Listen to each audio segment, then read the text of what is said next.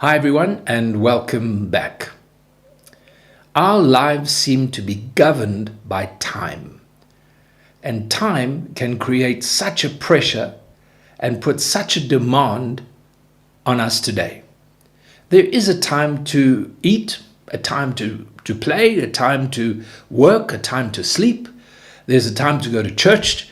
There's a time for this, there's a time for that. Everything seems to be governed by our schedules, by appointments. And there's only a certain amount of time that we have, and it seems that there's more and more pressure to do more in the time that we have. And it becomes a real problem to many, many people. Some people couldn't care less about time. They come when they want, they go when they want. They seem to live a carefree life.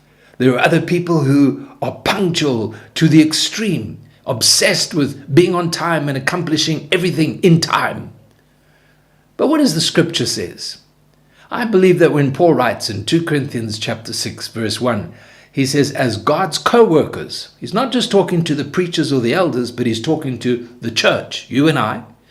We urge you not to receive God's grace in vain.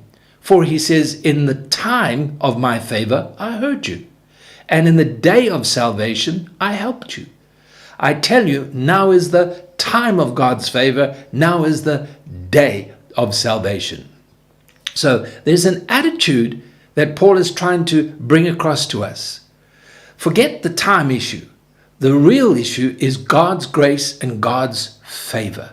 I am a co-worker with Christ. Whatever I do, I need to do for his glory, for his purpose. Whatever I put my hand to, I need to do it well with all of my heart. I can't be governed and pressurized by time and other people's expectations. I need to make sure, we need to make sure that we're walking in God's grace and favor. John says in chapter 9, verse 4, as long as it is day, we must do the works of him who sent me. Night is coming when no one can work. Paul says in Colossians 4, he says, be wise in the way in which you act toward outsiders.